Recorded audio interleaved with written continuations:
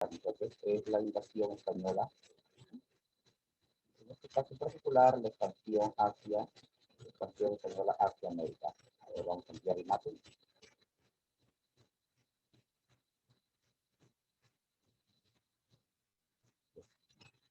Ok, bueno, entonces jóvenes, como les dije, vamos a ver el tema expansión española. En este caso, la invasión española. Vamos a ver jóvenes en primera instancia, bueno, vamos a ver primero los antecedentes. Esta parte sí es importante, me gustaría que ustedes entendieran la invasión española. Pero antes, vamos a ver antecedentes. Sé que ustedes han llevado este tema anteriormente, sobre todo en Historia Universal. ¿Hay los jóvenes para retirar este cuadro?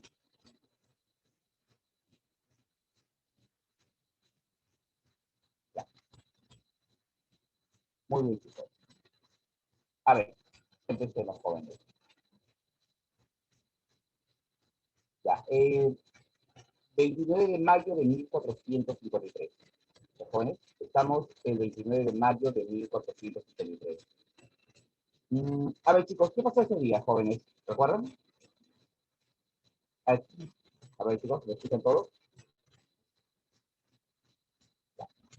El 19 de mayo de 1453, los turcos otomanos, liderados por el sultán Mehmed, tomaron por asalto la ciudad de Constantinopla. ¿Se acuerdan? Creo que ustedes en Historia Universal ya llevaron ese tema. Muy bien. Todos ustedes llevaron ese tema. Perfecto. Chicos, ¿cuál fue la consecuencia de la caída de Constantinopla? Por favor. A ver si me pueden decir algo de ustedes. La consecuencia de la caída de Constantinopla. A ver, jóvenes, recordemos, la caída de Constantinopla trajo múltiples consecuencias. Ya, una de ellas, eh, ya sabemos que la caída de Constantinopla marca el fin de la Edad Media y el inicio de la Edad Moderna. Ya, ese es uno. Número dos, la caída de Constantinopla va a cortar, ¿no?, las rutas comerciales, va a interrumpir el tráfico comercial. Los jóvenes, va a interrumpir el tráfico comercial. Excelente. Muy bien, señor David. El cristianismo, empoderamiento de la religión musulmana, se diluye el imperio bizantino, ¿no? Así termina el gran imperio romano, en este caso el imperio romano de Oriente. Muy bien, entonces chicos, el sultán Mehmed II se apodera de la ciudad de Constantinopla, la antigua capital del imperio bizantino. Pero las consecuencias, aparte de ello, chicos, se van a sentir. La caída de esta ciudad significa la interrupción del comercio entre los reinos europeos con Oriente. ¿Entienden? El tráfico comercial que se venía desarrollando, el tráfico de las especias, sobre todo, se interrumpe, queda cortado. Las principales rutas de comercio son interrumpidas. La amenaza más grave, ¿cierto?, es que la flota turca vuelve, ¿no? En este caso, la flota turca va a amenazar a las naves europeas en el Mediterráneo. ¿Cierto? Si por sí navegar en el Mediterráneo era ya muy peligroso por los turcos, ahora que estos controlan Constantinopla, se ha tornado mucho más peligroso aún. La flota turca, ¿no?, la formidable flota turca, controla prácticamente todo el Mediterráneo. Las ciudades europeas quedan a merced, ¿no?, de la gran expansión turca. Los turcos otomanos están así, a tiro de piedra de las principales ciudades europeas. Pero te dije, jóvenes, estaba hablando. Ya, esa es la parte política, ¿no?, la parte política. Pero la parte económica, jóvenes, es que vamos a asistir a la interrupción del tráfico de las especias. Una pregunta a todos ustedes. ¿Qué son las especias, chicos? ¿Qué son las especias?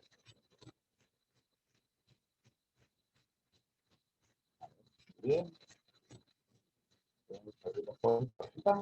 Ok, los condimentos. Muy bien. ¿No? Tenemos la canela, el comino, la nuez moscada, ¿no?, el jengibre. En fin, esas son las especias. Chicos, pero ¿qué tan importantes son las especias? ¿Qué tan importantes eran? Chicos, la importancia de las especies era, bueno, quiero que entiendan que las especias en aquella época son demasiado estimadas, para que lo vean de esta manera. Una libra de canela, valía más que la vida de un hombre. Con eso te digo todo, el alto valor de las especies. Pero imagínate, una libra de canela que valga más que la vida de un hombre. Chicos, las especies son los condimentos, pero no solamente se utilizan como condimentos, se utilizan como preservantes para los alimentos, se utilizan jóvenes incluso como medicamento. Algunas especies son utilizadas como medicamentos. Entonces, su comercio es vital y Europa es un gran mercado de especies. La nobleza, la burguesía ascendente, ellos son los que van a comprar sus productos. Pero ahora, ¿no? Ahora el tráfico comercial, las rutas comerciales que comunicaban con los países de las especies han sido interrumpidas. ¿Entiendes? Han sido interrumpidas. Ahora, ahora bien, chicos, ¿cuál fue la reacción de los reinos europeos? Acá tenemos los reinos de Europa ante la amenaza de los turcos. ¿Cuál fue su reacción? Te cuento, ellos pasaron por varias reacciones. Cuando la noticia de la caída de Constantinopla llegó a Europa, ¿no? La población europea sintió un hondo pesar.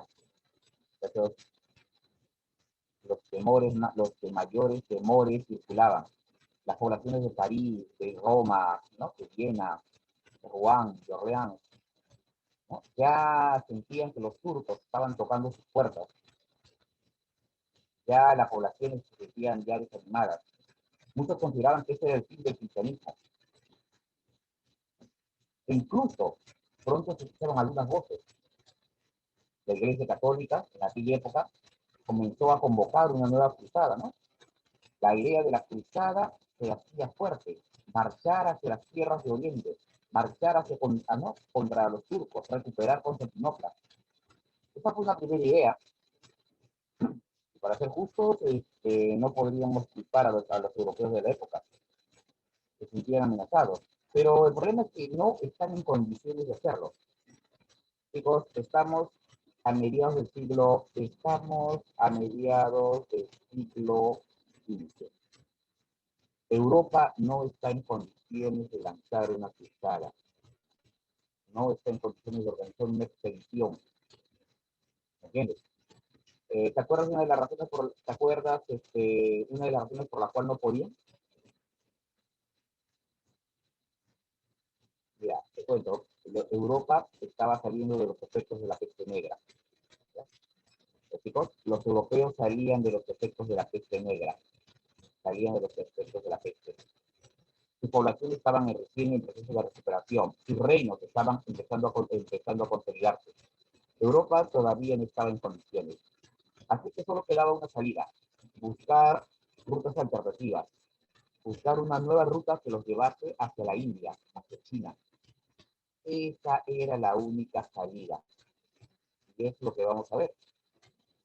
Yo creo que en Historia Universal han tocado la expansión portuguesa. Aquí vamos a tocar solamente dos cuadros, ya que nos vamos a enfocar en Cristóbal Colón y de ahí a la invasión española al Tahuantinsuyo.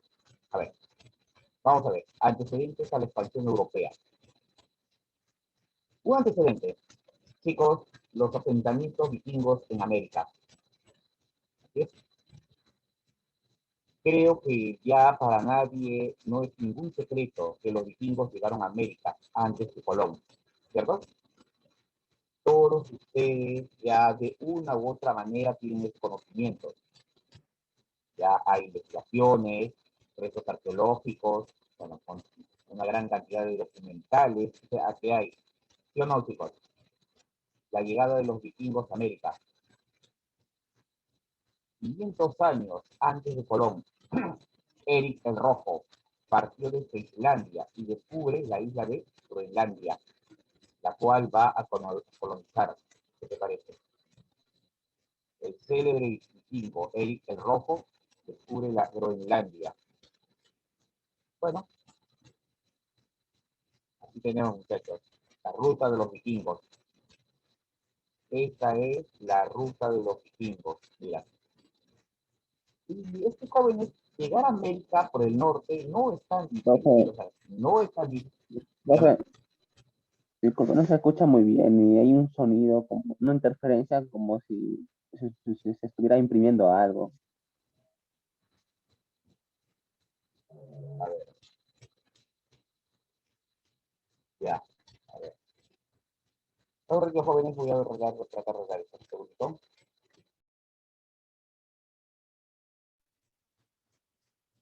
Ya, ahora sí, ¿me pueden entender bien? A ver, chicos, ¿me escuchan bien?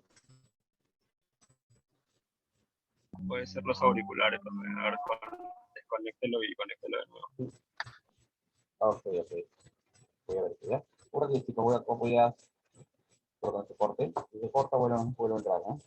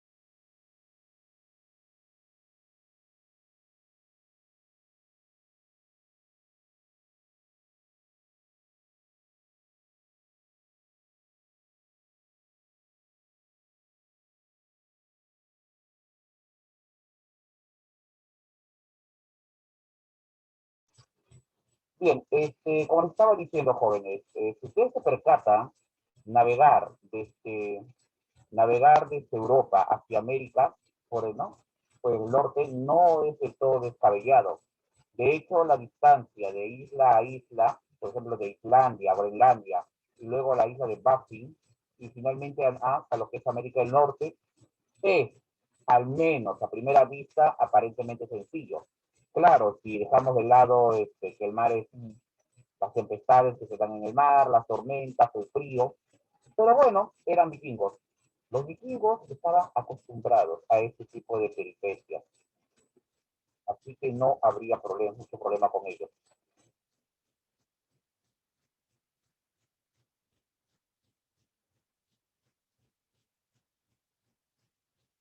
Ahora, para poner a su compañero que los vikingos solo llegaron al norte, esto actualmente está puesto en duda, ¿ya? ¿Por qué? Se han encontrado inscripciones vikingas mucho más al sur, eso sí, se ha encontrado.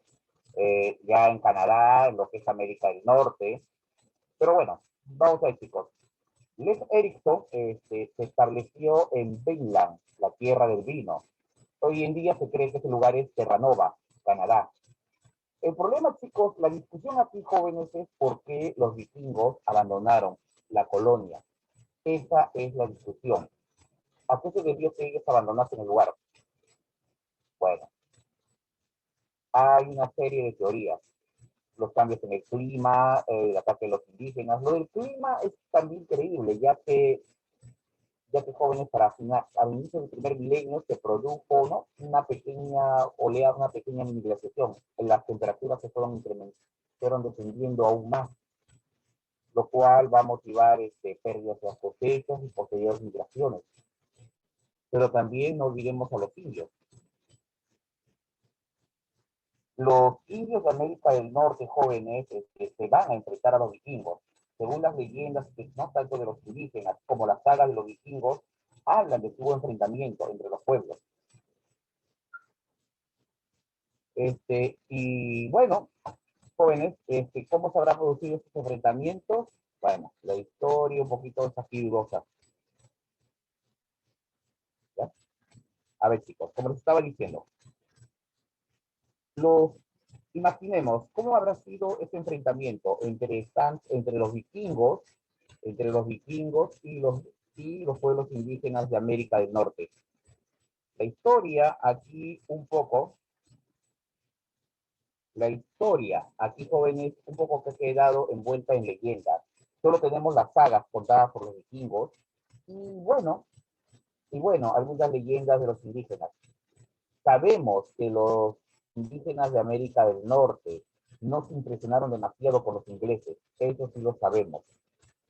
¿Ya? Esos son los informes que presentaron los ingleses en sus primeros contactos con los indígenas, cosa que no pasó en América del Sur, que ahí sí la impresión fue más fuerte. Pero bueno, el segundo antecedente es el viaje de Marco Polo. Así es, muchachos. El joven Marco Polo, ¿no? Que, bueno, puedes apreciar en la imagen, ¿no? Veneciano, miren todo el trayecto que hizo. Este joven visitó Bizancio, Constantinopla, se internó en Oriente. En primera instancia siguió la ruta de la seda. Él va a seguir la ruta de la seda. Aquí, como puedes observar, de morado, la famosa ruta de la seda. Y llegó a China, al territorio chino. Los jóvenes, Marco Polo llegó al territorio chino, llegó a Pekín. Ahí Marco Polo conoció al gran Khan, Kublai Khan. Él era nada menos que el nieto del gran Genghis Khan. Bueno, Marco Polo lo conocía este hombre. Kublai Khan, jóvenes, quedó impresionado ante la presencia de Marco Polo. Bueno, entiendan, todos asiáticos, él era el único europeo y bueno, obviamente iba a llamar la atención. Marco Polo en Asia aprovechó el tiempo y realizó una serie de visitas. Por ejemplo, visita todo Cathay, que era el nombre que los europeos le daban a China, visitó Zipango, Japón, y Calicut, la India. A su regreso, Marco Polo, a su regreso a Europa, después de 20 años de estar en las tierras del lejano oriente, Marco Polo regresó a su patria. Lamentablemente para él, cuando él llegó, su patria estaba en guerra. Marco Polo terminó ¿no? comandando una nave de guerra, y al final fue derrotado y tomado prisionero. En sus días de cautiverio, Marco Polo se entretuvo contándole primero a sus guardias y luego a los nobles de la ciudad sus aventuras. Todas sus aventuras fueron finalmente compiladas en una obra conocido como el millón de aventuras. Los jóvenes de esta etapa de la Edad Media, fines de la Edad Media, se inspirarían en las aventuras de Marco Polo y tratarían de llegar a las tierras que él visitó. Bueno, ahora vamos a ver a continuación, chicos, qué factores favorecen la expansión europea. Esto ya lo vieron en Historia Universal, así que aquí lo vamos a repetir nada más. La reacción en contra del monopolio mercantil italiano. Recuerden que los italianos, bueno, los mercaderes italianos de la época, Florencia, Venecia, Génova, Milán, controlan el Mediterráneo.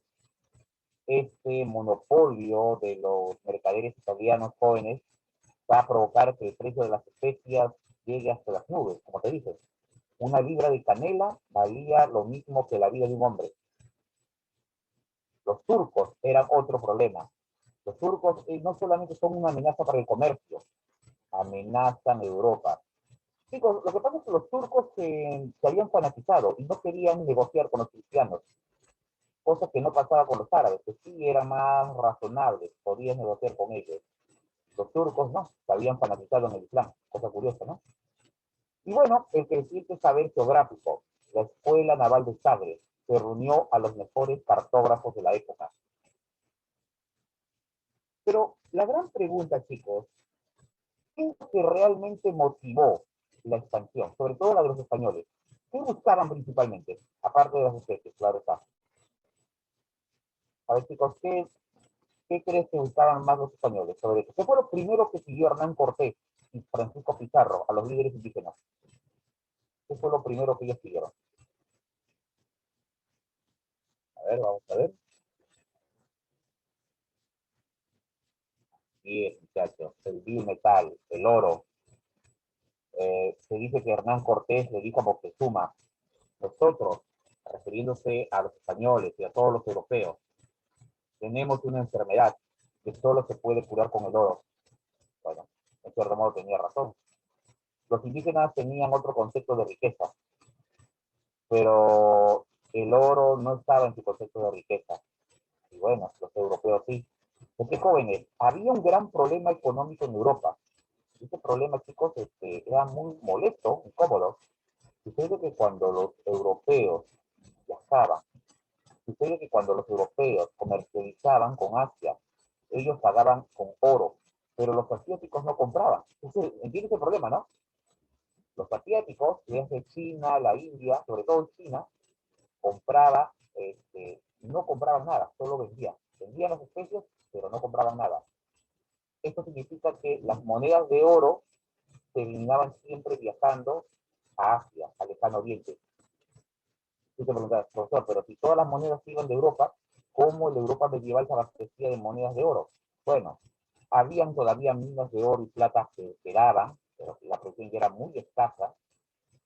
Y la otra manera era el tráfico de esclavos. Explicarás, ¿qué profe? ¿Vendían a los africanos? No, agarraban a las mismas poblaciones europeas que perdían las guerras y los vendían como esclavos. Una parte de la historia que a veces no se cuenta, ¿no? Las poblaciones europeas eran vendidas como esclavos. De hecho, y esto se dio hasta el siglo XVIII, pero bueno, eso ya es otra historia. La economía de Europa está a punto de debilitarse, o mejor que ya estaba cayendo. Había que buscar fuentes de riqueza, oro y plata, y esa va a ser una de las razones por la cual ellos van a venir a lo que ellos llamarían después Nuevo Mundo, buscando oro y plata.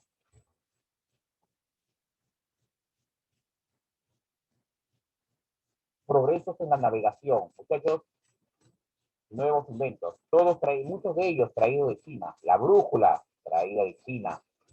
La pólvora, desde China. ¿No?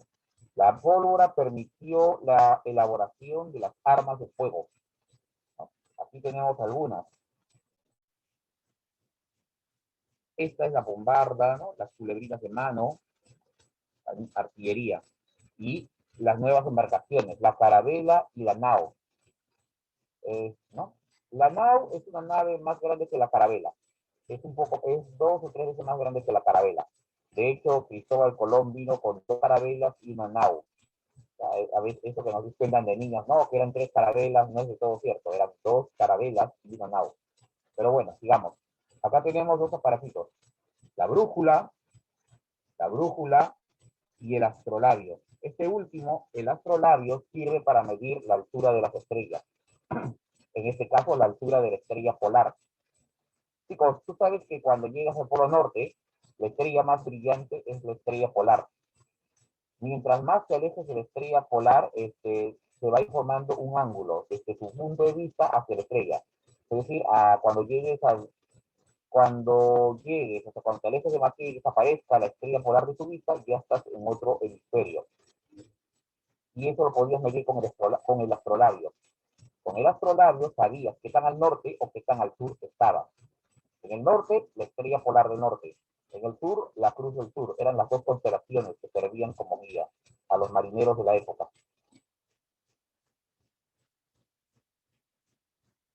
La consolidación de la monarquía. En este caso en particular, vamos a ver la monarquía portuguesa y española. ¿Ya? Pero ojo, también se observa la monarquía francesa e inglesa. Pero eso ya lo van a ver ustedes en Historia Universal. A ver, esto sí lo vieron en HU, chicos, los viajes de los portugueses. A ver, jóvenes, así que solamente me limitaría a preguntar, chicos, por favor, ¿cómo planeaban los portugueses llegar a África?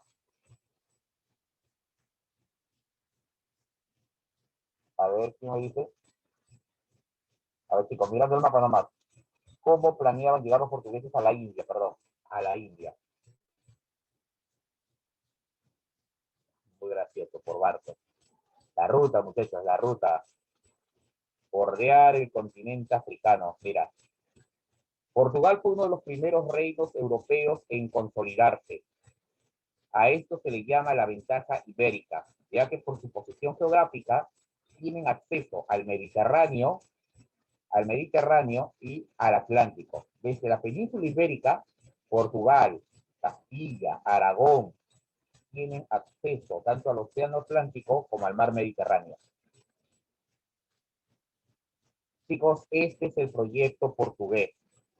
Bordear el continente africano para llegar a la India.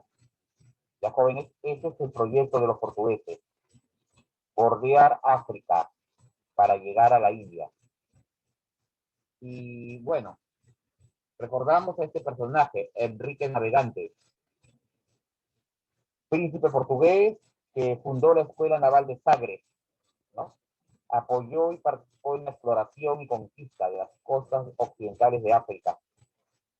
Enrique el Navegante dio grandes aportes a la navegación en su época. La Escuela Naval de Sagres reunió lo último que se tenía en tecnología naval de la época, chicos. Lo último. Bueno, vamos a ver. Los antecedentes. La Escuela Naval de Sagres, que fue fundada y hemos visto. Los navegantes. Bartolomé Díaz, quien llegó al Cabo Buena Esperanza o Cabo Tormento, como quieras llamarlo. Vasco de Gama, llegó a Calcut, la India. Pedro Álvarez de Cabral, navegó hacia el oeste llegando a las costas de Brasil. Y de ahí navegó hacia la India. Llegó a la ciudad de Goa. Ahora, chicos, los portugueses fueron los primeros en llegar a la India. Y eso trajo consecuencias. Y esto fue una pregunta de admisión. ¿Qué consecuencia trae? La primera consecuencia es que los portugueses, desde su capital, Lisboa, van a monopolizar el comercio de especies en Europa. ¿Me entiendes? Esa es la primera consecuencia. Los portugueses desde su capital Lisboa monopolizan el comercio de especias en Europa. Mientras esto es en Europa, pero en el Océano Índico, es decir, ya en la India, los portugueses van a desplazar a los árabes en el tráfico de especias. Y así es, muchachos. Vasco de Gama, cuando llegó a Calcut, primero presentó sus respetos a los gobernantes de la ciudad, pero algo que se olvida es que Vasco de Gama, sin declaratoria alguna de guerra, empezó a atacar a los barcos de los árabes. Las naves árabes empezaron a ser destruidas por Vasco de Gama. Los árabes, que hasta ese momento tenían el monopolio en el tráfico comercial de especias, su monopolio era roto. A partir de ese momento, los portugueses tendrían el control. Pero pronto, ¿no? Apenas antes de cumplir un siglo, los portugueses entregarían ese control a otras potencias, tanto como Francia, Inglaterra y Holanda. Pero eso ya sería otro historia, chicos. Acá tenemos, jóvenes, ¿no? Las rutas que hicieron. La ruta de Bartolomé Díaz de verde, la ruta de Vasco de Gama de rojo, ¿no? De rojo, y las posteriores expansiones de los portugueses, ¿no? La de celeste, otros navegantes.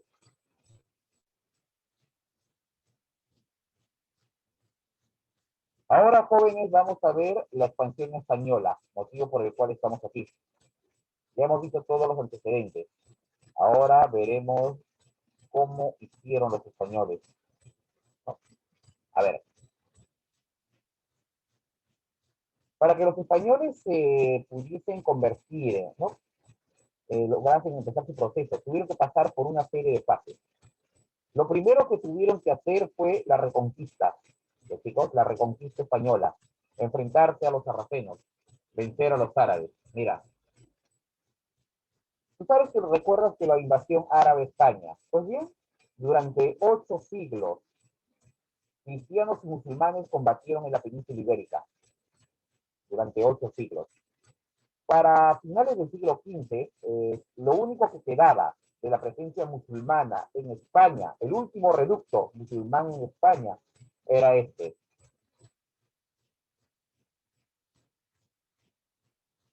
Es el reino o taifa. Los musulmanes le llaman taifa, los cristianos le llamaban reinos. Eran dos formas de referirse al mismo lugar, tanto por cristianos como por musulmanes. Granada, último reducto del Islam en la península ibérica. Chicos, para aquella época, en la península ibérica, habían 3 reinos poderosos. El reino de Portugal, el reino de Castilla y el reino de Aragón. Los 3 reinos poderosos. Bueno, y obviamente el reino de Granada, último reducto musulmán. Es el último reducto musulmán que hay en la península. Tenemos la presencia de los reyes católicos, Isabel de Castilla y Fernando de Aragón. Ambos, primos entre sí, son miembros de la casa Trastamara. El matrimonio entre ambos unificará sus respectivos reinos. El matrimonio entre Fernando e Isabel unificó los reinos de Castilla y Aragón, dando origen así a España.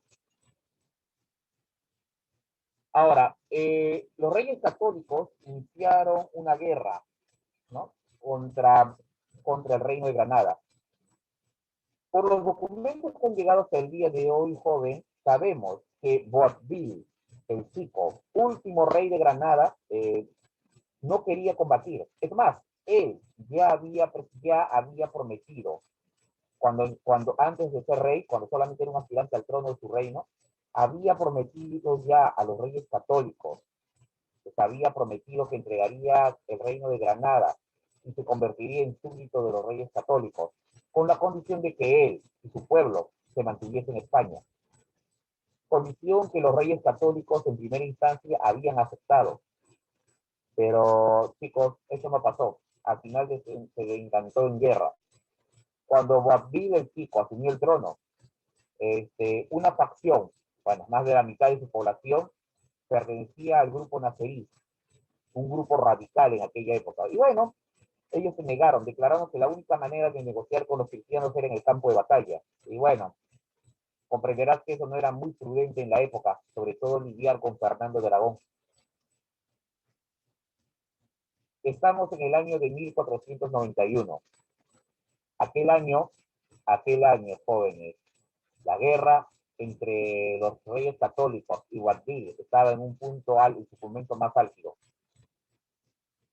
Unos días antes, ¿no? Casi en los últimos días del año de 1491, un joven navegante llega al campamento buscando a los reyes católicos. Ese joven se llamaba Cristóbal Colón. Cristóbal Colón venía a hablar con los reyes.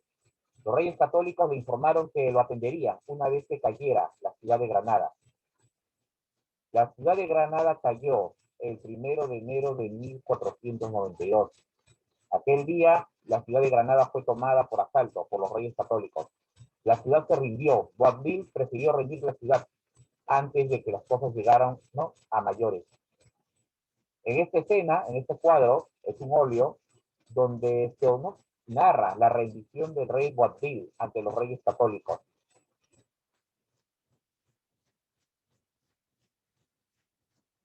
Cuenta la tradición de que las condiciones que impuso Fernando fueron muy terribles. Al final, Boabdil tenía que irse. Boabdil reunió a todos sus fieles y abandonó la ciudad de Granada y se dirigió, ¿no?, y se dirigió hacia el mar. Cuentan que cuando llegó a lo alto de una colina, un mirador, volvió a ver la ciudad que había perdido entre los cristianos. Se cuenta que Aisha, madre de Boabdil, al ver a su hijo, vio como su hijo estaba llorando de tristeza e impotencia por la ciudad que había perdido, por su derrota. Y mira la bonita frase que le dijo su madre, ¿no? Puedes leer la frase que le dijo, ¿no? Llora como mujer lo que no supiste defender como hombre. Vale, muy comprensiva la mujer en aquella época. Pero bueno, chicos, pero bueno, muchachos, así es la historia de estos pueblos.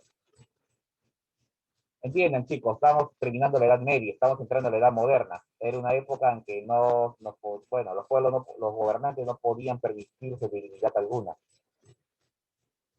Pero como te dije, ¿no?, aquí tenemos, este es un cuadro que recuerda el llamado Suspiro del Moro, lugar donde Boabdil lloró. Pero bueno, es un cuadro de la época. Pero como te dije, días antes de la caída de la ciudad de Granada, un joven Cristóbal Colón se presentó ante los reyes católicos, ¿no?, pidiendo audiencia con ellos. Los reyes católicos le dijeron, mira, Colón, te esperas hasta que caiga Granada. Cuando caiga Granada, hablamos. Colón tuvo que esperar, chicos, esperó.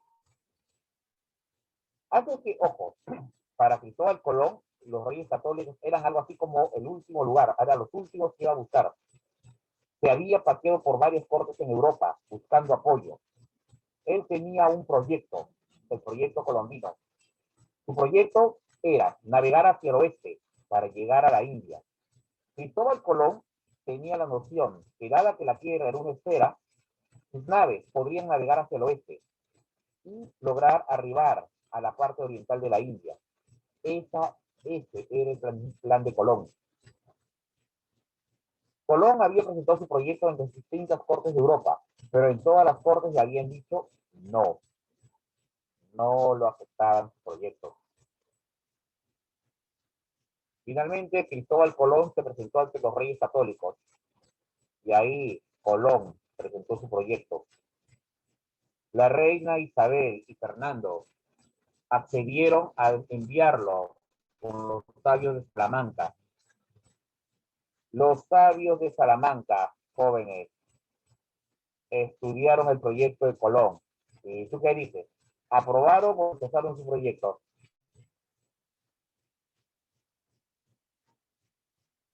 Los sabios de Salamanca simplemente rechazaron el proyecto de Colón. ¿Por qué crees que lo rechazaron?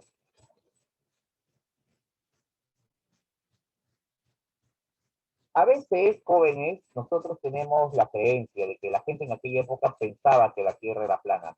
Eso te habrán contado, ¿no? Te cuento, no es del todo cierto. Eso no era del todo cierto. Puede que el bajo pueblo sí, pero que los campesinos más ignorantes creyeran que la Tierra fuese plana, pero la élite no. La élite era más culta. Ellos conocían y sabían ya la forma de la Tierra. Entonces usted dirá, profesor, entonces, ¿por qué rechazaban el proyecto de Colón? Vamos al orden económico, chicos. Lo que Colón estaba yendo a pedir más que permisos era financiamiento. Cristóbal Colón solicita que su expedición sea financiada, patrocinada. Y, bueno, pues chicos, comprendan que la tecnología de la navegación no era muy avanzada en aquella época.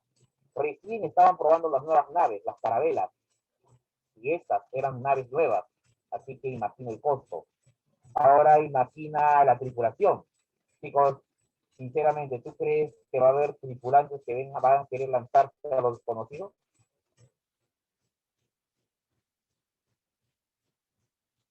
No, muy bien. Por curiosidad nomás, ¿qué tamaño tiene una carabela? ¿De alto? ¿Cuántos metros de la altura de una carabela? Te cuento, en el Atlántico las olas pueden llegar a los 6, 8 metros hasta 15 metros cuando el mar está con tormenta. 15 a 20, 15 metros cuando el mar está con tormenta. 7, 8 metros es lo usual. Lo usual cuando está algo movido.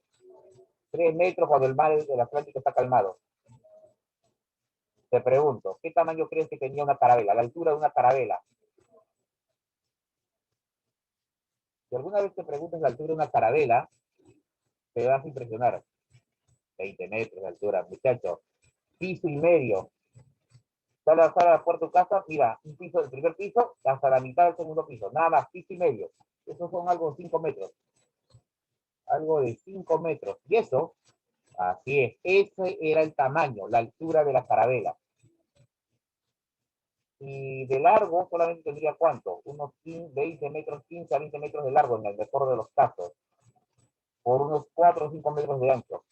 Muchachos, sinceramente, ¿tú crees que va a haber gente que quiere viajar en esa nave y sortear el Atlántico con olas de 15, 20 metros? Había que ser muy osado.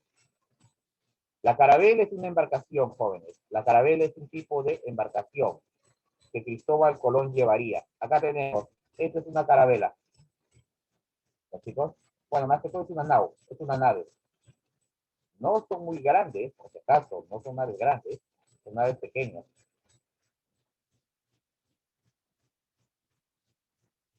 Así es. La niña y la pinta son carabelas. La Santa María es una nave más grande. Eran dos carabelas y una nave. El proyecto de Colón fue rechazado por los padres de Salamanca, pero la reina Isabel de Castilla accedió a apoyarlo. Isabel de Castilla accedió a brindarle su apoyo. Y vaya que lo hizo. La tradición dice, vamos primero por lo que cuenta la tradición. La tradición cuenta que la reina empeñó sus joyas. Eso dice la tradición. Y por lo que he podido leer en muchos libros de colegios, que ahí está escrito, la reina apoyó. Ya, pero vamos a la vida real, pues. Estamos en el fines del siglo XV. Acaba de terminar la Reconquista. Hay un sector del pueblo en España que son mal vistos, de los cuales la población española exige en su cabeza, quiere deshacerse de toda esta gente. Adivina, ¿a quiénes quieren votar de España en aquella época? A los presos, ¿no? Bueno, algunos ya estaban presos, pero eran familias enteras. Chicos, los judíos. Así es. A finales del siglo XV, en una corriente de antisemitismo muy fuerte se había dado en toda España. Todos querían deshacerse de los judíos, querían votarlos de España. Bueno, en ocasiones ni siquiera eso, simplemente querían acabar con ellos. Y bueno, se daban constantes matanzas, peleas, enfrentamientos. Así es, chicos, acaba de terminar la Reconquista Española, acababa de terminar. En España había tres grupos bien definidos. Los cristianos católicos, grupo 1. Grupo 2, los judíos. Y grupo 3, musulmanes. Los tres grupos habían convivido en España, en la península ibérica, durante la ocupación musulmana. Ojo, Los españoles, a veces en algunos libros suelen decir, convivían pacíficamente. Chicos, eso no es del todo cierto. Paraban matando, paraban peleando. Pasaron los últimos 8 siglos peleando entre ellos. Cuando terminó la reconquista, ganaron los católicos, ganaron los cristianos católicos la guerra. Y ellos se hicieron con el país. A la pregunta de cómo llegaron los judíos jóvenes, en historia, a ver, chicos, a la pregunta, ¿cómo llegaron los judíos? Creo que, a ver, una pregunta de admisión de historia universal, chicos. La diáspora judía, ¿qué fue? ¿Se acuerdan de la diáspora judía?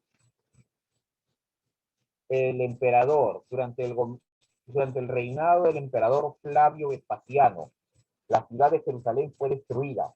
Los judíos se habían rebelado contra el Imperio Romano.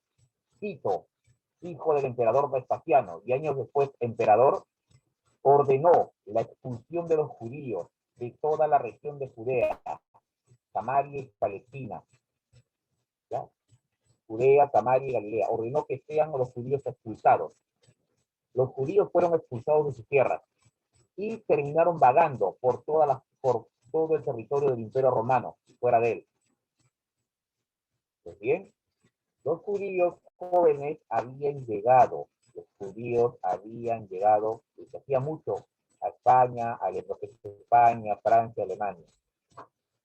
Y bueno, la historia de los judíos era que llegaban a un pueblo, se quedaban, prosperaban, se hacían odiar, los votaban, iban a otro pueblo y nuevamente se repetía el proceso. Ya era un clásico ya. Así es, era el exilio. En Europa se convirtió todo un clásico y de pronto los veían mal. A ver, ejemplo. Ha habido un incendio, culpa de los judíos. Ha habido una mala cosecha, culpa de los judíos. Se murió el ganado, culpa de los judíos. Resultado, ¿no? Cuelguen a los judíos, maten a los judíos. Era ya la costumbre. Chicos, en la peste negra, ¿a quienes acusaron de envenenar el agua y provocar la peste? Adivina, durante la peste negra. ¿A quienes terminaron masacrando, matando? A los judíos, muy bien. Chicos, el ganado se murió. ¿A quiénes colgamos? ¿A quiénes colgaban? A los judíos, todos los judíos. En Historia Universal te habrán explicado la razón por la cual fue la bronca, ¿no? El odio que le tenían a los judíos. ¿Te explicaron? Hay una razón, No, la razón es muy simple, y es muy material. Y es dinero. La banca. Los judíos se dedicaron a la banca. Y eso último es culpa de la iglesia, y eso último sí es culpa de la iglesia católica. La iglesia católica en la Edad Media hizo que a los judíos se les prohibiese darles tierras.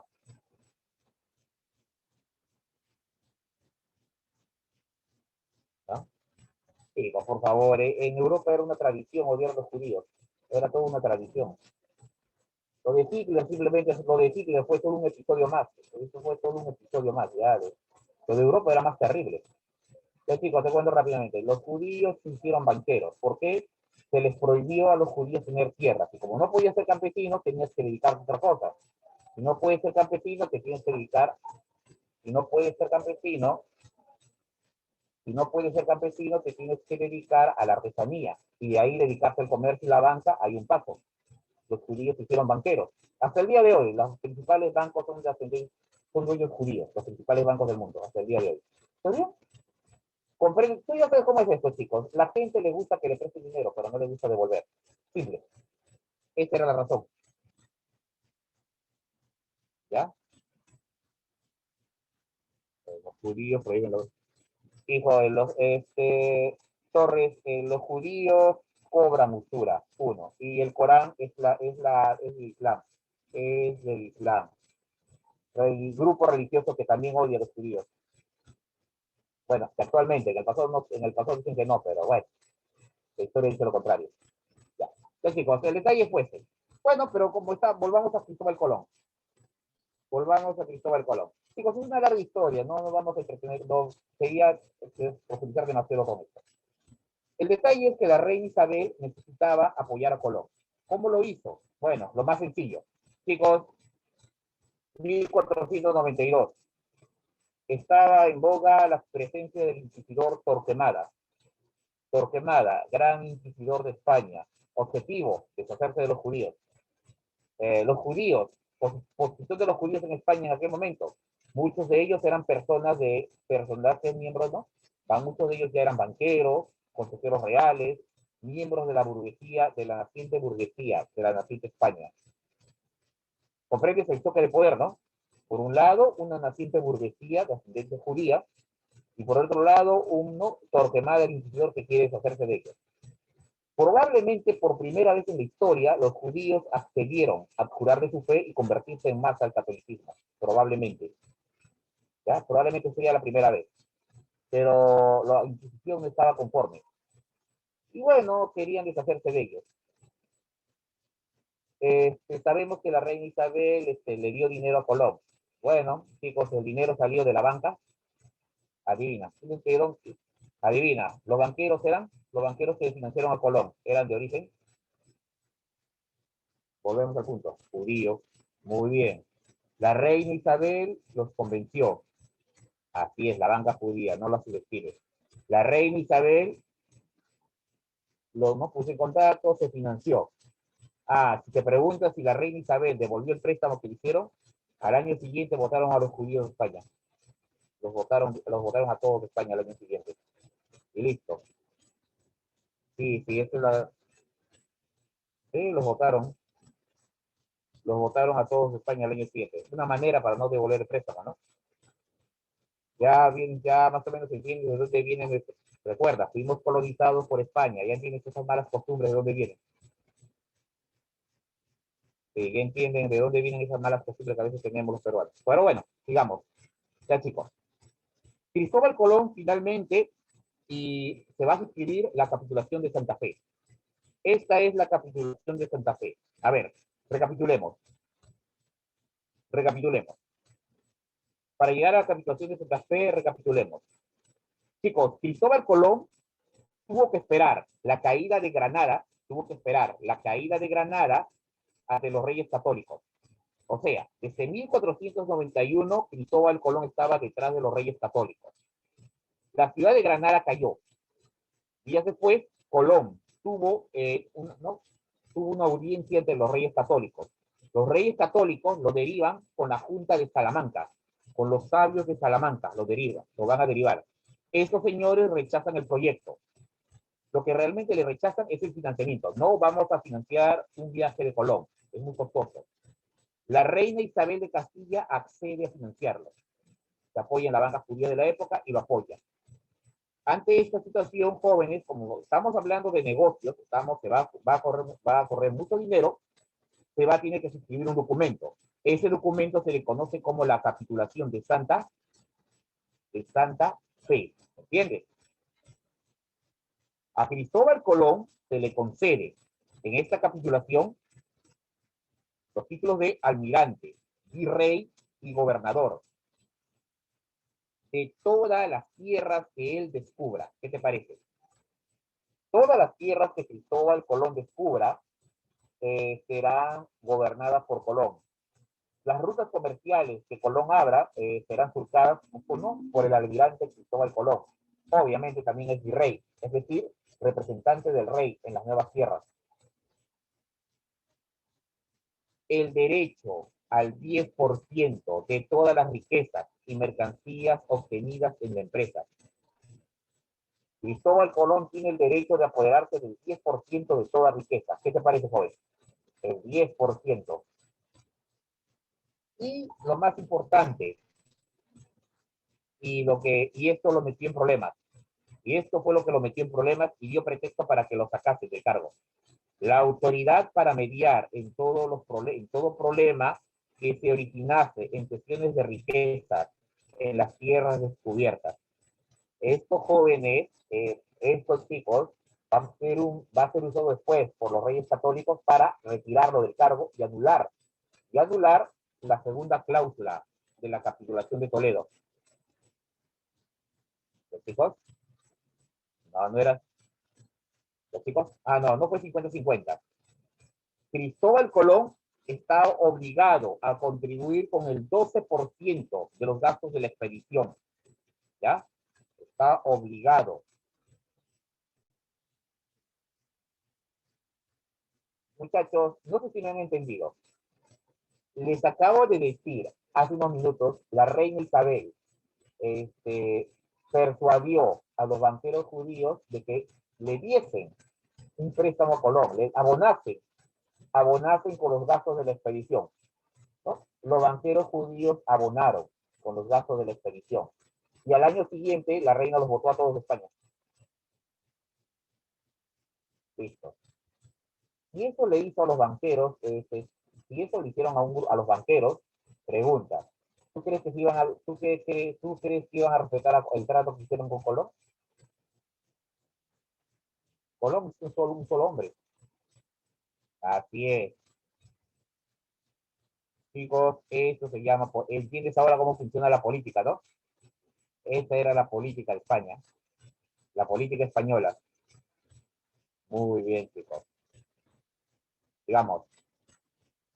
Sí, antes de pasar, por curiosidad, ¿cuántos viajes hizo Colón, chicos?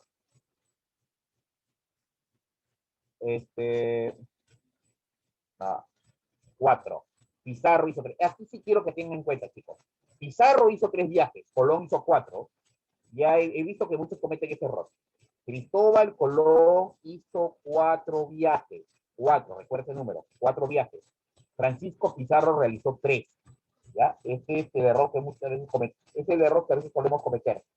¿Ya? Le confieso que cuando yo me preparaba y tenía el estudio, yo también cometí ese error. ¿Ya? Chicos, entonces. Y bueno, se realizará el primer viaje. 1492, 1493. Colón salió del puerto de Palos. Ya salió del puerto de Palos.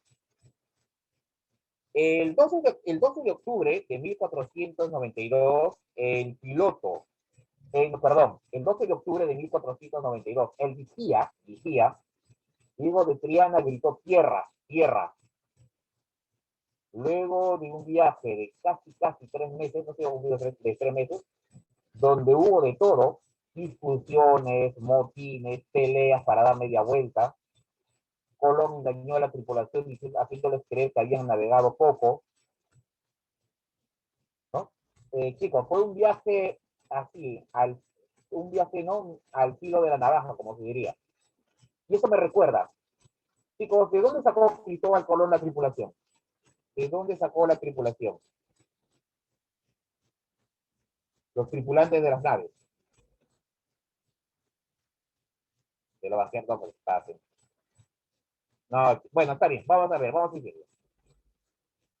Chicos, mire, Cristóbal Colón, a ver, si pudiéramos describir a la persona de Colón, a las personas de Cristóbal Colón, yo te lo describiría así, al menos esa sería la impresión que tendríamos de él hoy en día.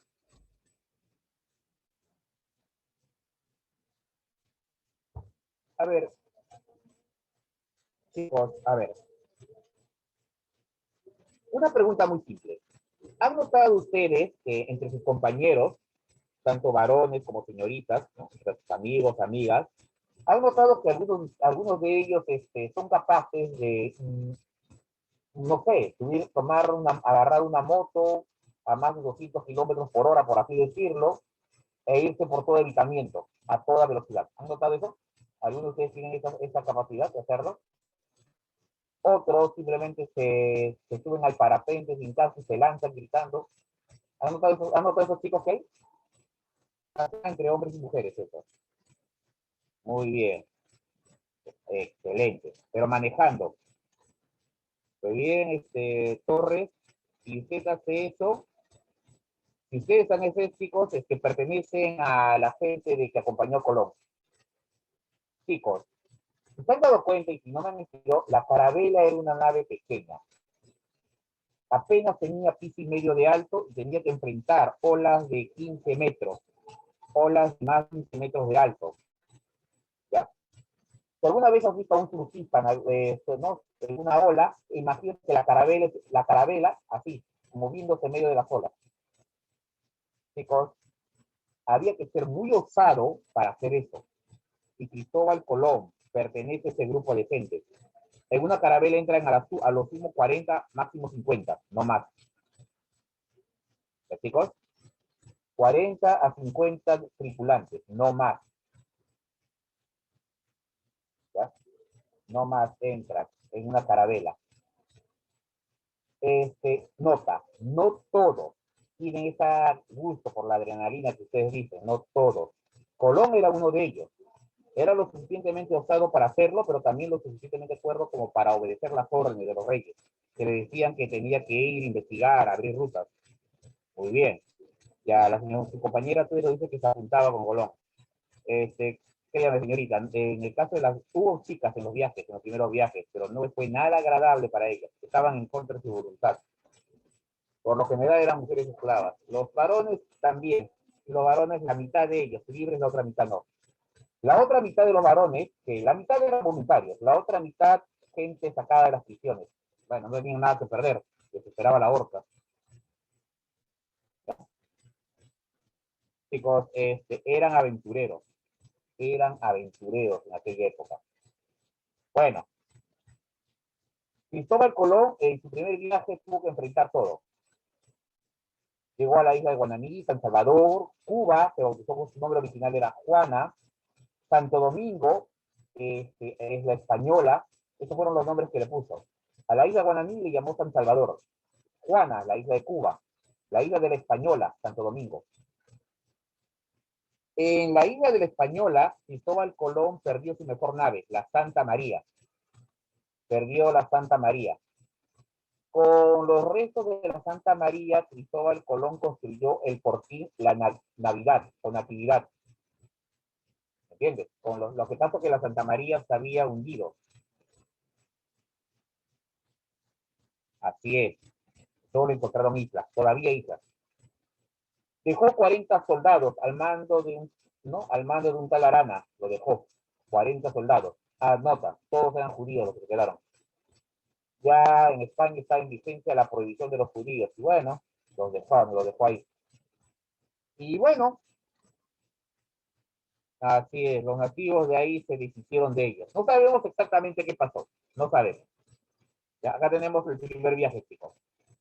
Se ignora qué fue lo que pasó. Lo que sí sabemos es que cuando Cristóbal Colón en su segundo viaje llegó, el fortín Natividad estaba destruido. Se empezó la primera guerra entre indígenas y españoles. En su segundo viaje, miren, chicos, el primer viaje con Cristóbal Colón sufrió para reunir 3 barcos y apenas una tripulación de apenas 120 hombres. En su segundo viaje, mira, fue todo un éxito, 17 barcos, 1.200 hombres. Chicos, los españoles quedaron impresionados. Para serte sincero, nadie apostó por Colón, para serte sincero.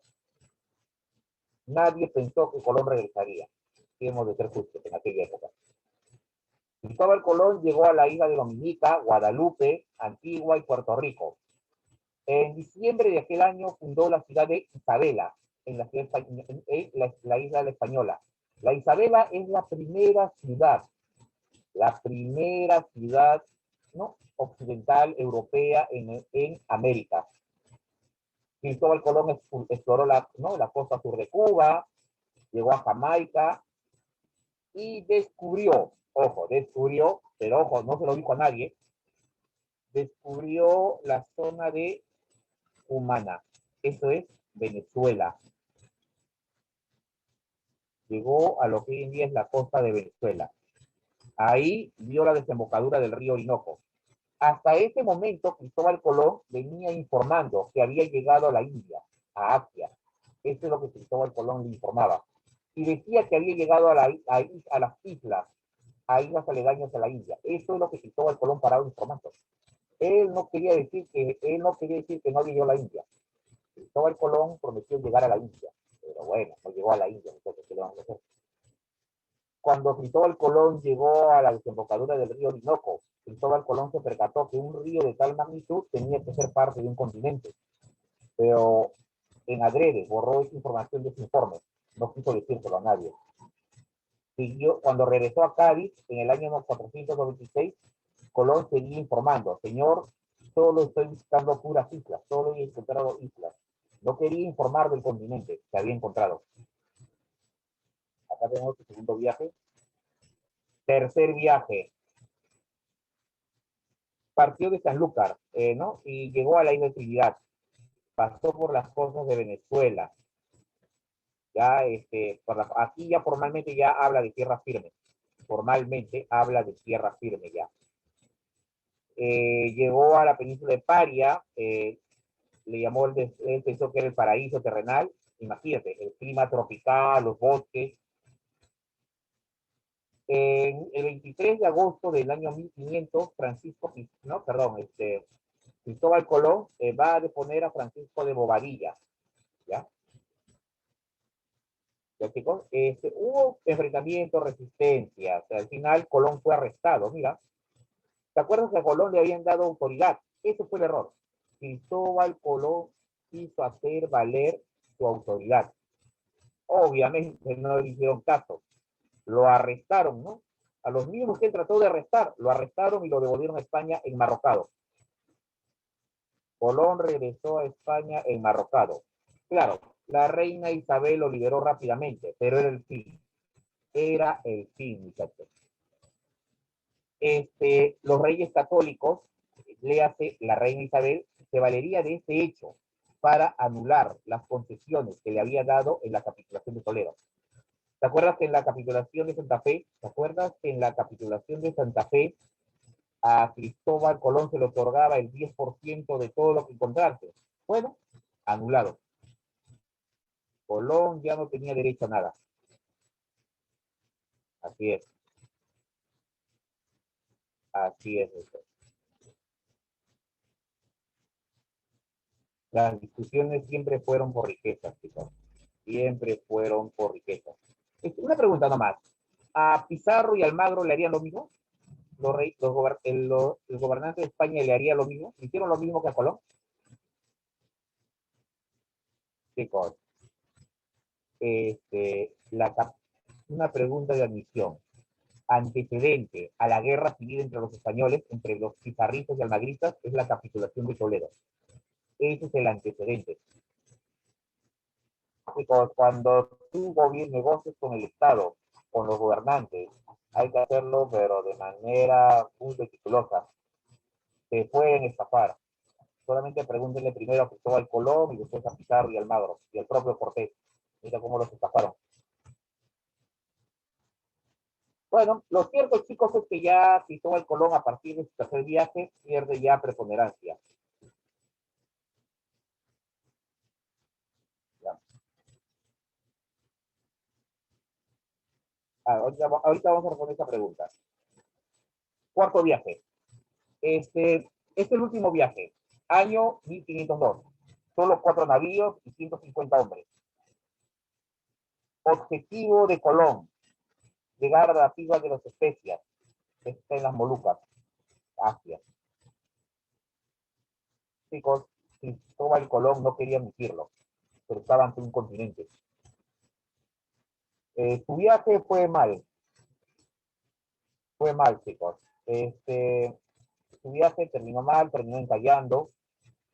Cerca de Jamaica, su nave encalló y tuvo que esperar la presencia de otros exploradores, quienes lo van a rescatar y lo van a devolver a España. Así termina Colón, regresa a España, no muere pobre, como dice la leyenda, como dicen los, ¿no? Se suele adornar diciendo que Cristóbal Colón murió pobre, abandonado. No, eso no es cierto. Sí le dieron algo, lo suficiente como para que no caiga en la miseria, pero tampoco para que sea rico. ¿Ya? ¿Los chicos? Eso es lo que pasó con Cristóbal Colón. El que sí sacó ventaja fue su hijo. Su hijo sí, sí tuvo el ingenio de quedarse en América y forjarse un futuro ahí, sus descendientes. Tuvo sí ese criterio. El error de Colón, regresar a España, y ahí le quitaron todo. Ya, chicos. Ya, ese es de Colón. A la pregunta que me estaba haciendo su compañera,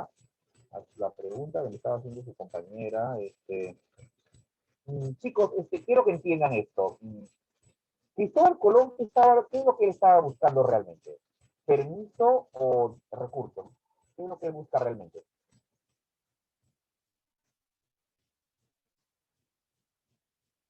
Recursos, exacto. Lo que pasa es que, miren, dos cosas. Primero, objetivo, cuando yo voy a negociar, yo fuera Colón y voy a negociar con las cortes, lo primero que quiero son recursos. Ya jóvenes, dinero, le hace dinero, para poder financiar mi viaje. Jóvenes, los barcos no son gratuitos, los barcos cuestan dinero. Pero también necesito el aval político. ¿Por qué? Necesito el apoyo de un gobierno para que cuando yo llegue a un lugar, ese gobierno me avale.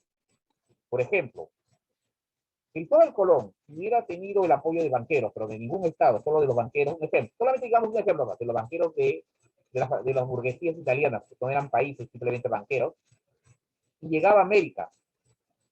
Chicos, al año siguiente, una flota de otros de Inglaterra, España, Francia, imagino más, hubiera llegado y hubiera reclamado el lugar para ellos. Colón no hubiera podido reclamar porque no puedes contra un Estado. Tú no puedes lidiar contra un Estado, tema como particular. Tú necesitabas el apoyo de un Estado que defienda tus intereses. ¿Entiendes? Lo que Cristóbal Colón pide es, número uno, recursos para hacer el viaje, y número dos, el aval legal, la protección legal.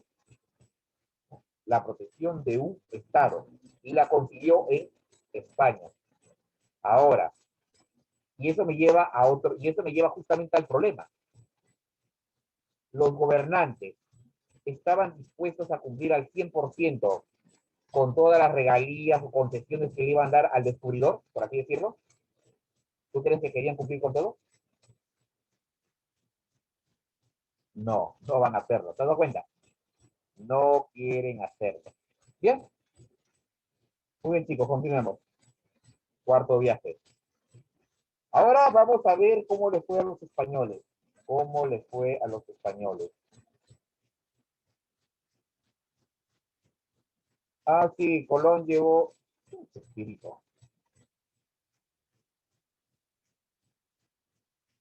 Está bien, chicos. La parte oscura, la parte negra de todo esto, miren. A ver, jóvenes, cuando Cristóbal Colón llegó a América, hubo un problema. Cristóbal Colón envió a un grupo de indígenas, se llevó un grupo de indígenas a España ante los reyes católicos. Y mira lo que dijo Colón, entregó a los indígenas a la reina y dijo, Alteza, podemos venderlos como esclavos. Pregunta, ¿cuál fue la reacción de la reina Isabel? Chicos, ¿cuál fue la reacción de la reina Isabel? Imagínate, le entregó a los indios diciendo y sugirió que sean vendidos como esclavos. Ya, muy bien, eso fue lo que dijo Colón. ¿Y la reina?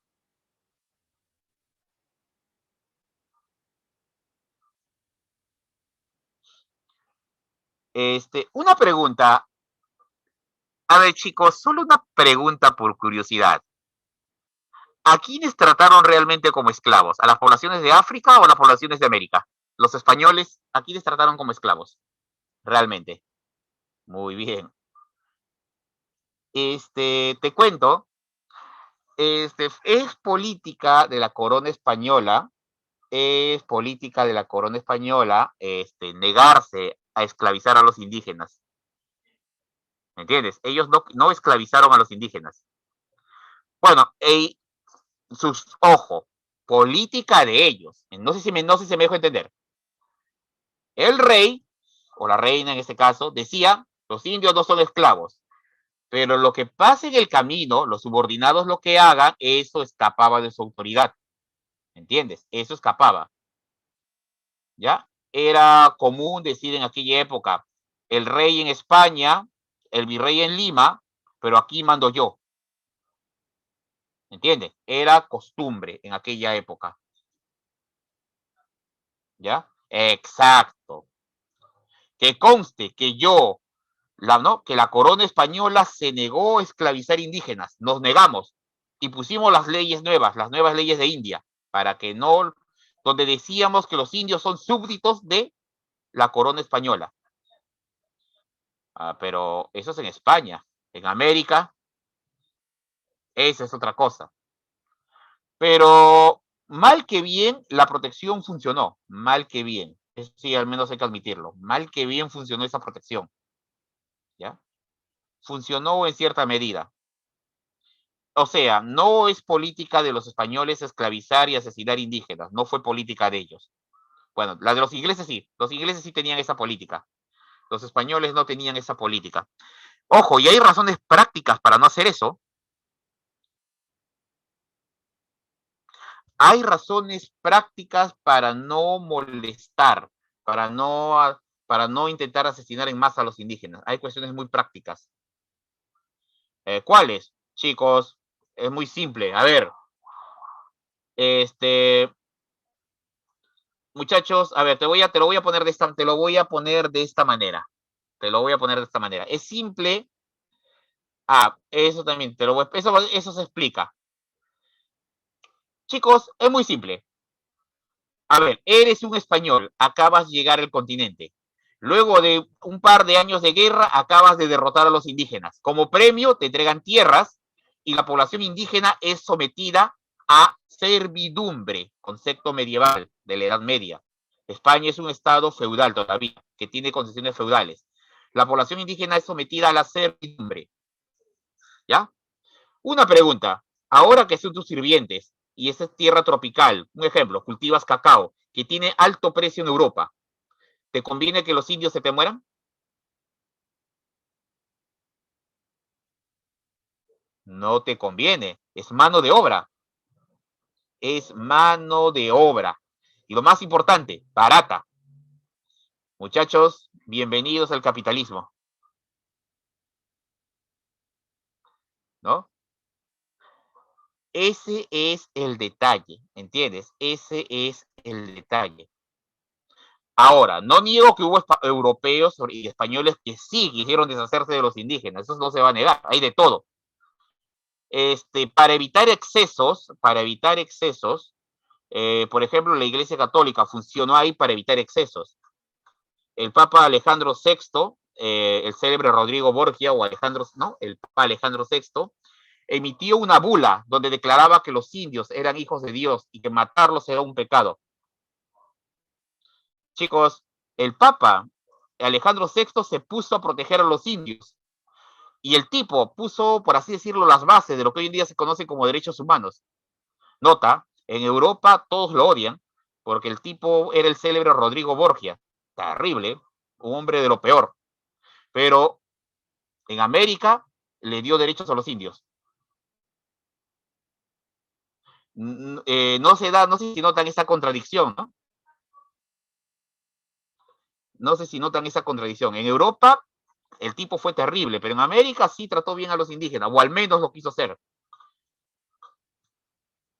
Chicos, todo tiene un porqué. Todo tiene un porqué. Hay razones prácticas. La razón es simple, jóvenes. Una pregunta muy simple. En aquella época todos pagaban diezmo. ¿Los muertos pagan diezmo?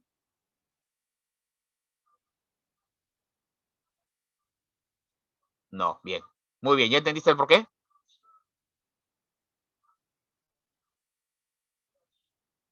Creo que ya se entiende todo, ¿no, muchachos? Creo que ya se entiende todo. Muy bien. Ok, así era. Vamos ahora a la expansión española. Aparte, jóvenes, que los indígenas se volvieron al catolicismo. Hasta el día de hoy, América es la zona católica hasta el día de hoy, ¿no? Todo eso. Se ve que el Papa Alejandro apostó muy bien, hizo una apuesta que le salió bien. Ya, sigamos. Invasión española al Tahuantinsuyo ahora. Sí, chicos, los españoles y portugueses se pondrán de acuerdo, firmarán el Tratado de Tordesillas, pero eso ya lo veremos en la siguiente clase, ¿ya? Con los acuerdos entre España entre España y Portugal, los acuerdos y repartos. Eso lo veremos en la siguiente clase. De momento nos centraremos en la invasión española al Tahuantinsuyo.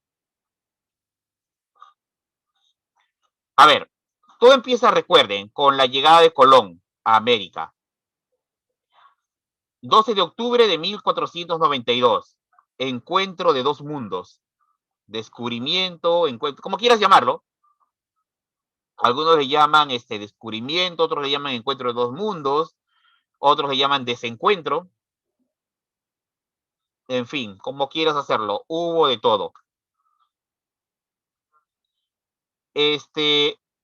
La llegada de Colón a América fue solo un capítulo en la expansión europea a América.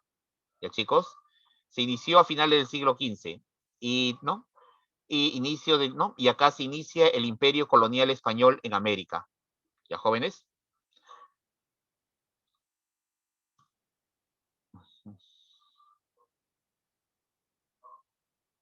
A ver.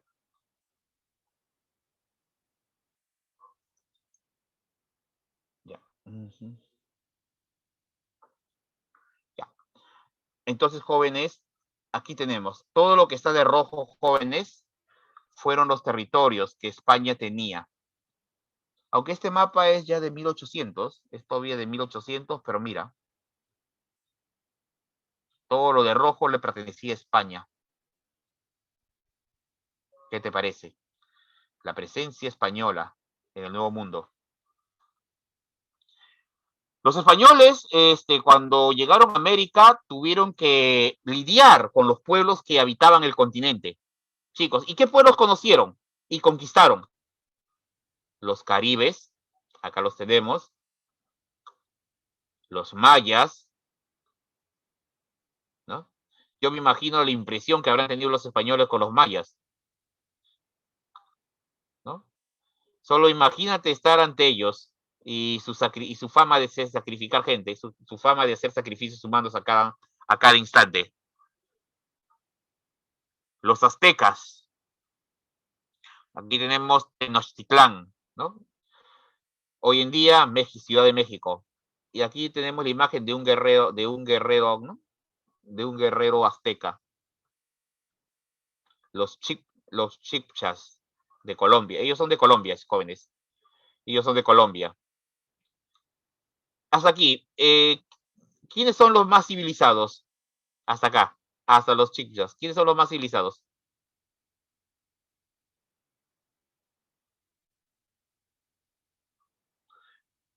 A ver, los más civilizados. ¿Quiénes eran los más? Ojo, a ver. Sí, para los cánones europeos de la época, los más civilizados fueron los chicas. Hasta ese momento, los incas luego ascendieron a los incas como los más civilizados.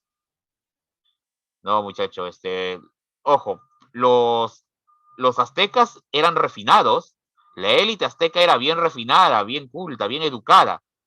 Eso, ¿no? Pero luego al poco rato dabas la vuelta y veías cómo mataban, cómo sacrificaban gente. Tenían un templo donde en vez de ladrillos estaban cráneos, colocados una serie de cráneos. Todos los días los aztecas tenían que hacer sacrificios humanos para que de esta manera el sol no desapareciera. Esa era la noción que tenían los aztecas, que el sol iba a desaparecer y que para aplacarla y para evitarlo tenían que hacer sacrificios humanos diarios para asegurarnos que el sol saliese siempre. Los mayas también tenían esta misma costumbre, hacer sacrificios. Así es, los aztecas eran elegantes, finos, solamente que esa manía de hacer sacrificios humanos a cada rato no hizo ninguna gracia a los españoles. ¿Sí? Eso sí se vio también, eso del sacrificio se vio en nuestra costumbre, era también nuestra, pero digamos que no éramos tan notorios. Los incas también hacían sacrificios, pero digamos que por lo menos tenían la decencia de no hacerlo tan notorio ni tan público como lo hacían los aztecas. O sea, podían disfrazarlo, al menos a los españoles les costó trabajo darse cuenta de ello. Luego tenemos a los tupis de la zona de Brasil, los guaraníes de Paraguay. ¿Ya, chicos? Estos son los pueblos, ¿no? Los araucanos o mapuches.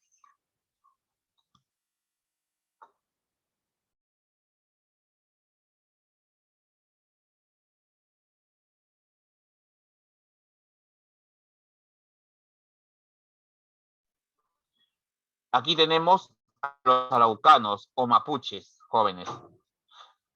Jóvenes, de este cuadro, ¿notan algo extraño de este cuadro de los araucanos?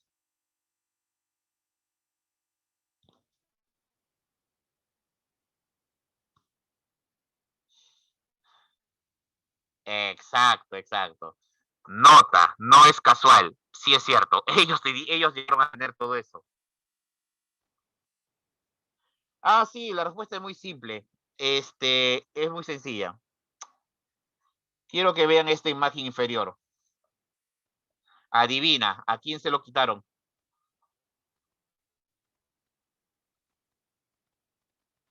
Adivina, ¿a quiénes le quitaron todo esto? Exactamente, a los españoles. Los españoles cometieron un error muy grave. Durante el proceso de invasión al Tahuantinsuyo, Almagro marchó hacia Chile. Bueno, era la rebelión de Manco Inca, Manco Inca quería deshacerse de ellos y los envió hacia el sur. No les dijo, omitió decirles que los araucanos eran unos salvajes. Bueno, peleando, claro está.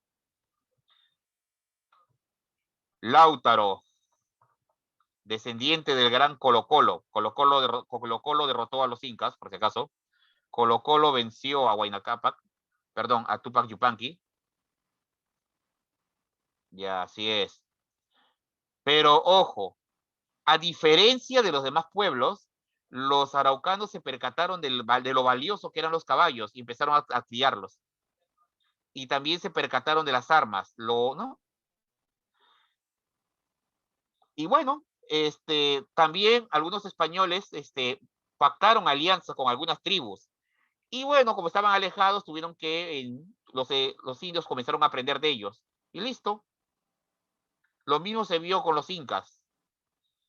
Solo que al sur los españoles no iban mucho y bueno, comenzaron los araucanos a hacerse más fuertes. Todos los siguientes 300 años los españoles se la pasaron peleando con los araucanos. Se la pasaron peleando con ellos. Chicos, quiero que veas el símbolo de los araucanos. ¿Cuál es el símbolo de los araucanos?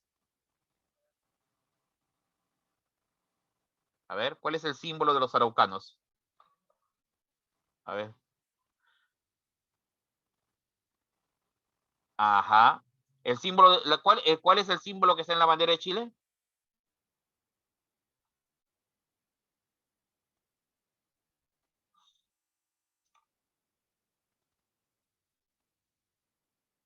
No. El símbolo que está en el Chile es una estrella. Es la estrella. Así es. Muy bien. Es la estrella de Lautaro. Y bueno, y algunos chilenos entusiastas dicen que es la estrella también de Colo Colo, ¿no? Y que la usaron cuando derrotaron a los incas. Los araucanos también vencieron a los incas. Ah, sí, sí, sí, jóvenes. Sí, sí, sí. Para que veas desde cuándo tenemos pleito con ellos, desde dónde vienen desde qué épocas tenemos los pleitos. Bueno, nuevamente los tupis, ¿ya? Y finalmente los incas, ¿no? Los españoles, si te has dado cuenta, en América lidiaron con todos estos pueblos, tuvieron que lidiar con todos ellos, ¿ya? Han tenido que lidiar con todos, tuvieron que lidiar con todos ellos. Ok, ya. Ahora, la invasión española al Imperio Incaico pondría fin al desarrollo autónomo que se venía dando en los Andes, ¿ya?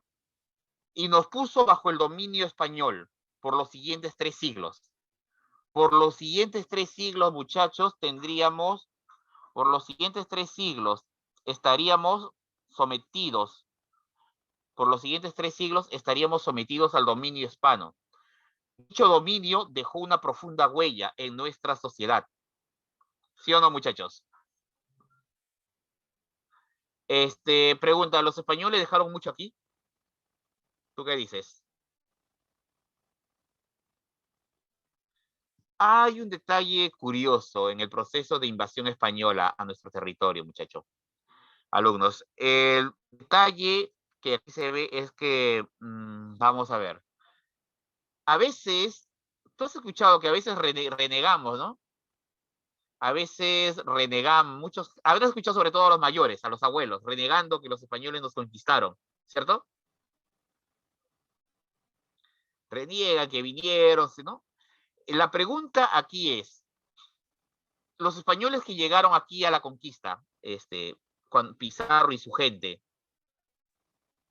Pregunta, la mayor parte de ellos, el 90%, ¿regresó a España o se quedó aquí? ¿Tú qué dices? Más del 90% de los españoles que llegaron en la invasión. Se quedaron, muy bien, se quedaron. Y adivina, se mezclaron con la población indígena. Se mezclaron con los... Hijos, se mezclaron. Si tienes apellido Gonzalo, Espinosa, Aliaga, Pérez, Tueros, ¿no? Olvídalo, ya Guzmán, Enríquez, ¿no? Falcón, Udeña, todos ellos, Torres, así es. Eres de ascendencia española. Así es. No, me temo que no, es del norte, sería de la zona de los Cañaris, y se llevaban mal, y ellos se llevaban mal con los incas. Chico, por los apellidos sacas de qué parte era y te vas en la universidad hay una parte que te enseñan esa parte. Y, ojo, quiero que entiendan, los incas quedan muy pocos.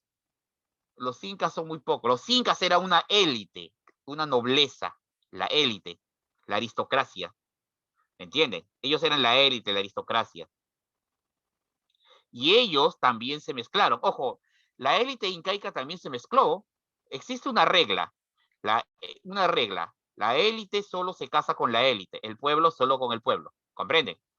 Entonces, la dominación hispana dejó una profunda huella. Terminamos mezclándonos con ellos. Y eso es lo que se ve durante los siguientes 3 siglos. Ahora, pero la pregunta es aquí, ¿por qué nos derrotaron? ¿Por qué derrotaron a nuestros ancestros tan rápido? ¿Cuáles fueron las razones? Y ha sido razones de las preguntas de admisión. Chicos, ¿a qué se debió la derrota? ¿Por qué nos derrotaron? Éramos un imperio. ¿Por qué nos vencieron? Quedó en el imaginario popular y también el de europeo, ojo, y eso es fastidioso. Así es, discrepancias. Chicos, muchos han admitido la leyenda que solo 130 invasores conquistaron un imperio. Chicos, ¿tú crees que solo 130 invasores podrían vencer a un imperio como el de los incas? Los araucanos, con menos gente, derrotaron a los españoles fácilmente. Los paraban derrotando a cada rato. Hay que tener en cuenta, joven, aquí vamos a desmitificar algunas cosas. Número 1, a ver, primero vamos a ver la situación del Tahuantinsuyo. Contradicciones internas. Muchos de los pueblos sometidos por los incas, mira, buscaban recuperar su autonomía, por lo que no dudaron en unirse al invasor que fuese capaz de vencer a los incas. Tú, a ver, muchachos, vamos a imaginar. Tú eres, a ver, tus ancestros son, digamos, del norte, de la costa norte o de la parte norte. Bueno, tus ancestros fueron conquistados por los incas. Llegaron los españoles, pactaron con ellos para derrotar a los incas. Los incas son del Cusco. La idea era acabar con los del Cusco. Esa era la idea, acabar con ellos. Todos los pueblos que habían sido sometidos por los cusqueños querían librarse de ellos, querían zafárselos de encima. ¿Ya, chicos? Y por eso, cuando llegaron los españoles, lo primero que hicieron fue ponerse al servicio de ellos. Pero eso no era lo más grave. Tú puedes esperar que los pueblos sometidos se te quieran rebelar. Si tienes un imperio, tienes que trabajar bajo esa norma. Ya, tarde o temprano esta gente se me va a rebelar y tengo que estar preparado para ello, para sofocar, para aplastar sus insurrecciones. Pero lo que tú a veces no estás preparado es que en tus propias filas, las propias familias de la aristocracia, las panacas reales, en la misma nobleza de sangre, tengan diferencias insalvables, ¿entiendes? La misma nobleza de sangre, la panaca de Tupac Inca, la panaca de Tupac Yupanqui, la panaca de Pachacute, la panaca de Huayna Cápac, se odian entre ellos. O sea, la nobleza. No hay unidad en la élite. La élite que debía estar unida para liderar el enfrentamiento a los invasores, no está unida, está dividida. Ya, muy bien, hasta acá tenemos. Ahora vayamos al pueblo. El pueblo, muchachos, tu propio pueblo.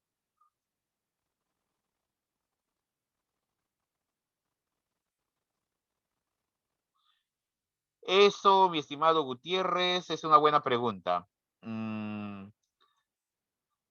Teníamos que, dependía, si nos encerrábamos como hizo China, los europeos nos hubieran masacrado. Si nos encerra, eso ya se sabe, se ha visto en China. Los pueblos que se encerraban fueron casi llevados al exterminio.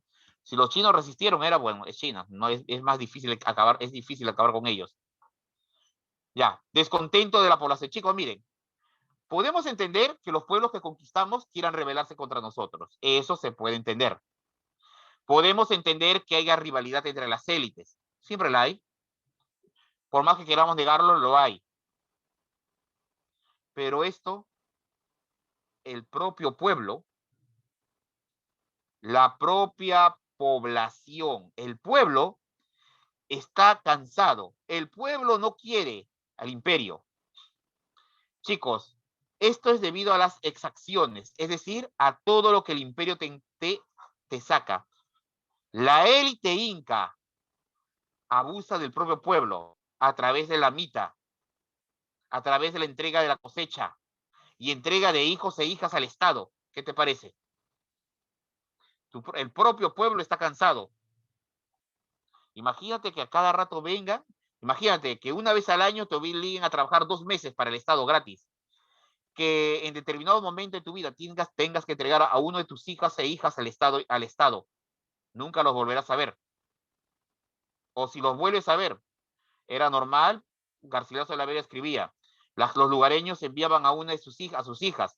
Ellos ya sabían de antemano que sus hijas volverían al año siguiente o a los 2 años con un niño en brazos. ¿No? Creo que está de más discutir qué es lo que pasaba con las hijas que enviamos. Eso es lo que pasaba.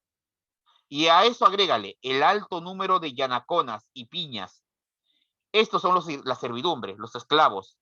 Ellos no van a dudar ni por un instante pasarse al bando español. No lo dudaron.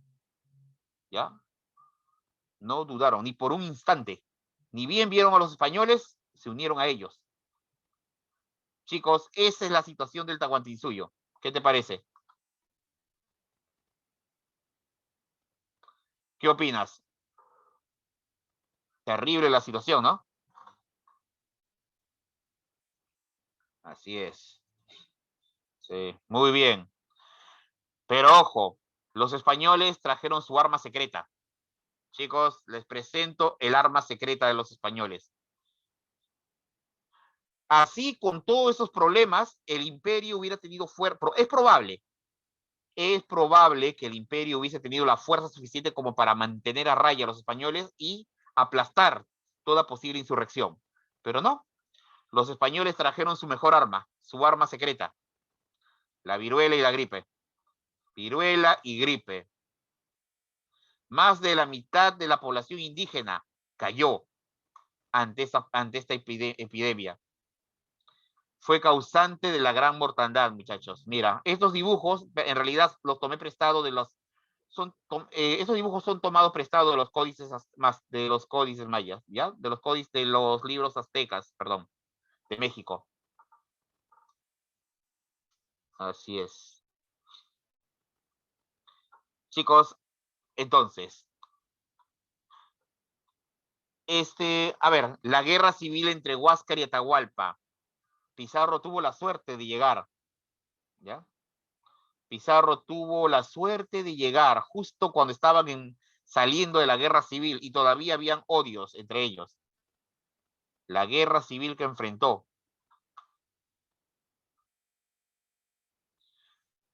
Bueno, la invasión, ¿no? Ya, bueno, esto ya hemos visto Colón. Sí, verdad. Chicos, las armas de fuego, te doy un dato. Quiero que entiendas esto. Las armas de fuego no jugaron un papel preponderante en la invasión española a América. ¿Por qué?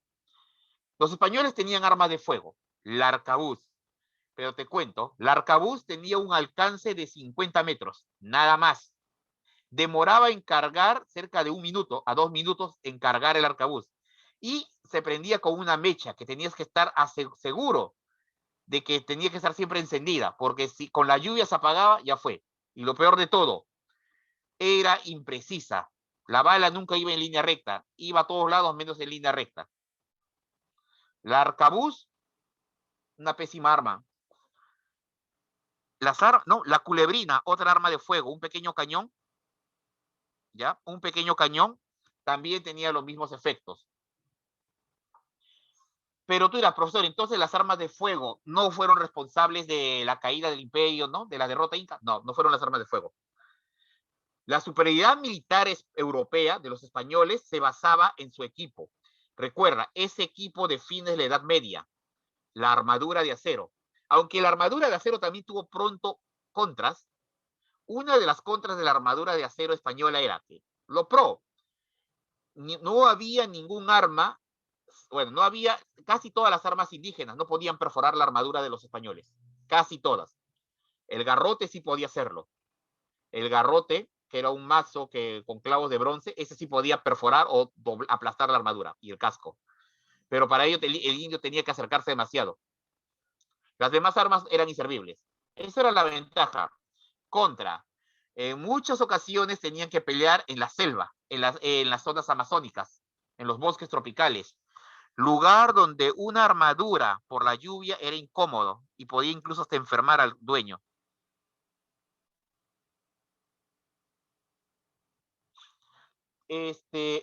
Lo que sí sirvió a los europeos eran las espadas, alabardas, picas, las tácticas de formaciones que llevaban a Europa. Eso sí les sirvió bastante a los españoles para contrarrestar a los indígenas.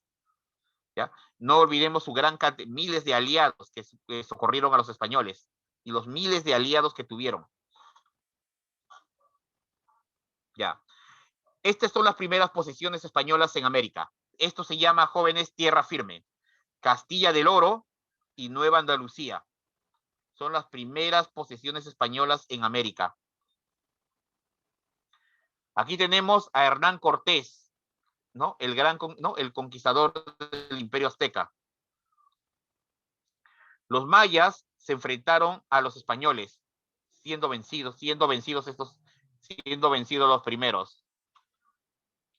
Blasco Núñez de Balboa descubrió el Mar del Sur, es decir, el Océano Pacífico. Pues bien, los primeros españoles que llegaron a los primeros españoles que han de llegar a nuestro territorio, o al menos intentaron, fueron Juan de Basurto, Francisco de Becerra, Pascual de Andagoya. Estos tres planearon llegar al Tahuantinsuyo. Ninguno lo logró. Ninguno lo logró. Ahora, veamos los viajes de Pizarro. Los viajes de Francisco Pizarro. Chicos, tenemos la llamada Empresa de Levante. Empresa de descubrimiento y conquista del Perú, ¿no? En esta empresa se asocia a Pizarro, Almagro y Hernández Duque. Jóvenes, por una cuestión de tiempo ya no vamos a poder, esta etapa de invasión al Tahuantinsuyo, ya de Pizarro, lo vamos a ver la siguiente clase. ¿Ya, jóvenes? Vamos a continuarla. De momento vamos a pasar a desarrollar las preguntas. ¿Ya? De momento vamos a pasar a desarrollar las preguntas. Profe, ¿va a descargar las diapositivas al internet? Sí. Ya. Sí, la primera, hasta lo que es invasión española, sí. Hasta antes Pizarro. Ya. A ver, chicos. Una pregunta, ¿el audio ha mejorado o sigue igual? Sí, profe, se escucha mejor.